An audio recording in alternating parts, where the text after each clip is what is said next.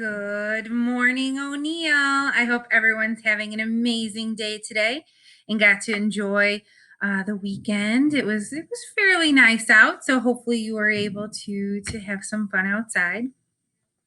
Well, today is Monday, December 17th. And we're just having a great old time.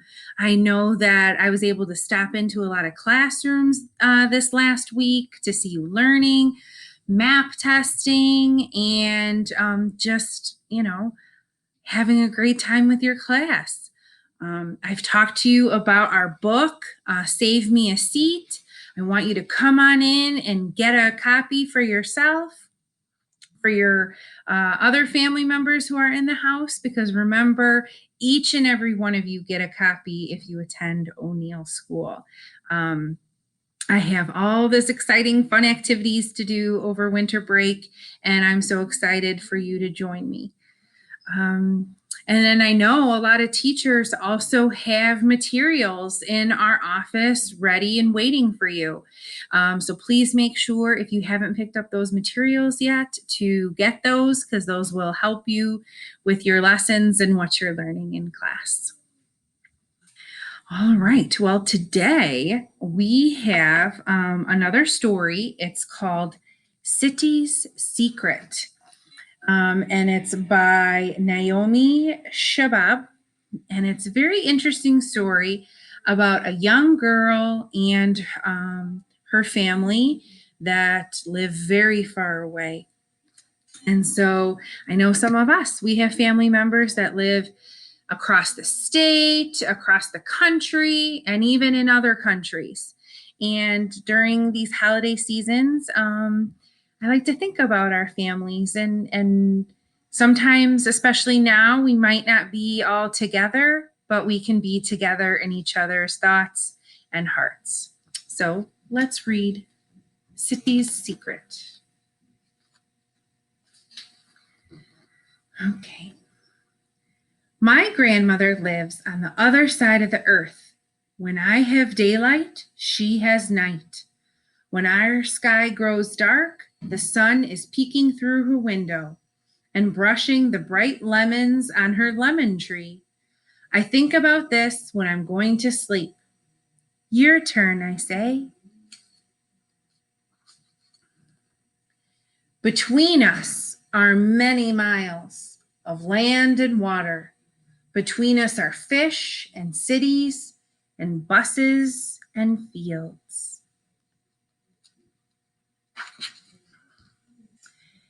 And precedents and clotheslines and trucks and stop signs and signs that say do not enter, and grocery stores and benches and families and deserts and million trees.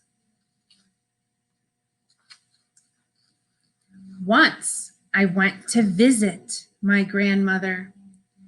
My grandmother and I do not speak the same language. We talked through my father as if he were a telephone, because he spoke both our language and can translate what we said. I called her Siti, which means grandma in Arabic, and she called me Babibi, which means darling. Her voice dances as high as the whistles of birds. Her voice giggled and whooshed like wind going around corners. She had 1,000 rivers in her voice. A few curls of dark hair peeked out of her scarf on one side, and a white curl peeked out on the other side. I wanted to take off the scarf so I could see if her hair was striped. Do you have grandmas with that? Some white, some dark? That's what my mom has. Soon we had invented our own language together. Siti pointed at my stomach to ask if I was hungry. I pointed to the door to ask if she wanted to go outside. We walked to the fields to watch the men picking lentils. We admired the sky with hums and claps. We crossed the road to buy milk from a family that kept one spotted cow. I called the cow Babibi, and it winked at me. We thanked the cow with whistles and clicks for the fresh milk that we carried home in Siti's little teapot. Every day I played with my cousins, Fauci, Sami, and Hani, and Hendra. From next door, we played marbles together in their courtyard. Their marbles were blue and green and spun through the dust like planets. We didn't need words to play marbles. Okay. My grandmother lives on the other side of the earth. She eats cucumbers for breakfast with yogurt and bread. She bakes the big flat bread in a round old oven next to her house. A fire burns in the middle. She pats the dough between her hands and presses it out to bake on a flat black rock in the center of the oven. My father says she has been baking that bread for 100 years. We all have different kind of bread that we eat, but it's all bread. My grandmother and I sat under her lemon tree in the afternoons, drinking lemonade with mint in it. She liked me to pick bunches of mint for her. She liked to press her nose into the mint and sniff. Some days we stuffed little zucchini squash with rice for dinner. We sang "Babibi, Babibi" as we stacked them in a pan. We cracked almonds and ate apricots called mishmish while we worked. That sounds delicious. Oh, this is really reminding me of summertime. Oh, and now that it's getting colder, the lemons and the mint and all of that. Oh, I wish it was summertime. One day, Siti took off her scarf and shook out her hair. She washed her hair in a tub right there under the sun. Her hair surprised me by being very long, and it was striped. She said she got that way all by itself. I helped her brush it, and while it dried, she braided it and pinned up the braid before putting on her scarf again. I felt as if I knew a secret.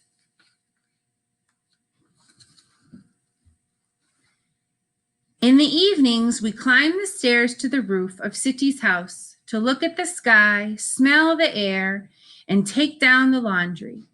My grandmother likes to unpin the laundry in the evening so she can watch the women of the village walking back from the spring with jugs of water on their heads.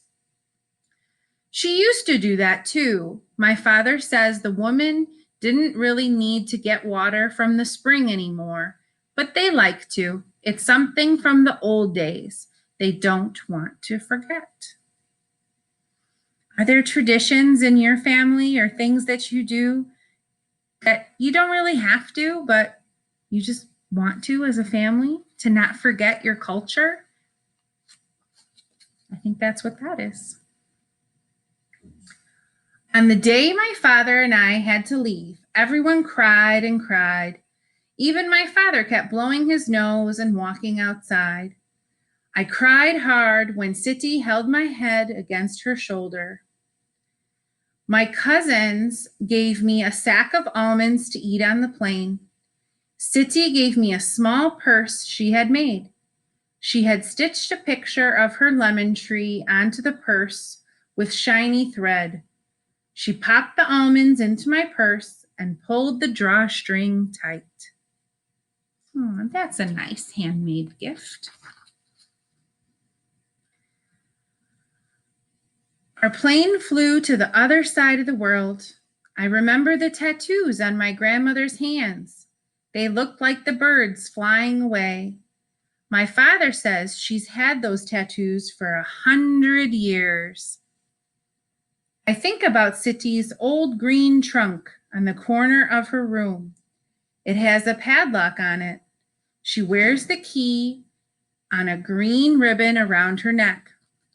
She keeps my grandfather's rings in there, and her gold thread and needles, and pieces of folded up blue velvet from old dresses, and 2 small leather books, and a picture of my father before he came to the United States, and a picture of my parents on their wedding day, and a picture of me when I was a baby, smiling and very fat.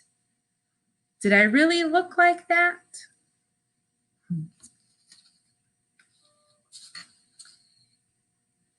When I got home, I wrote a letter to the President of the United States.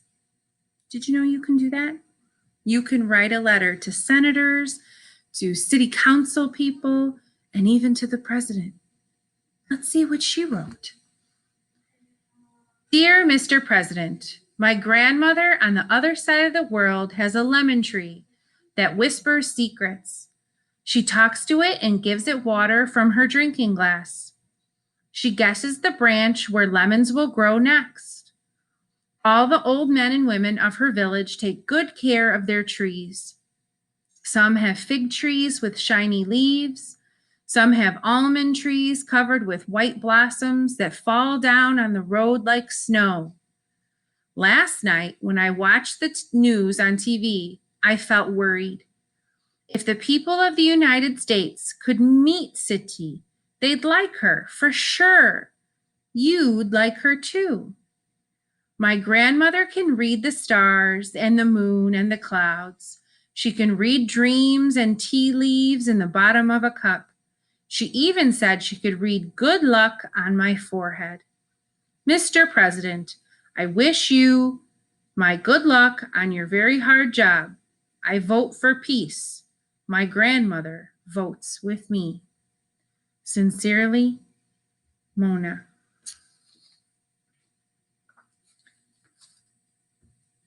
Does my grandmother know what will happen in the world? Does the world have a forehead?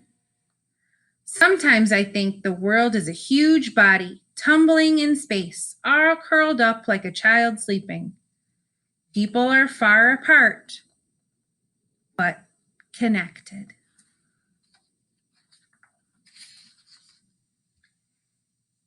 My grandmother lives on the other side of the earth.